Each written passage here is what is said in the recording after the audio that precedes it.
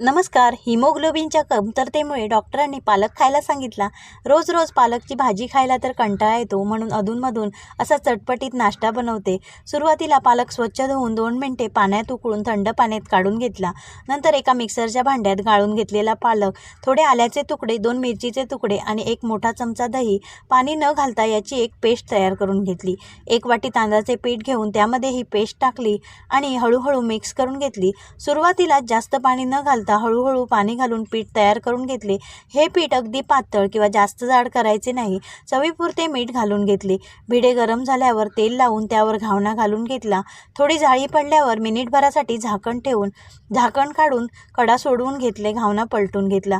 घावणा घालताना गॅस मध्यम ठेवायचा, म्हणजे छान अशी जाळी पडते. नंतर बारीक गॅसवर शेकून घ्यायचा.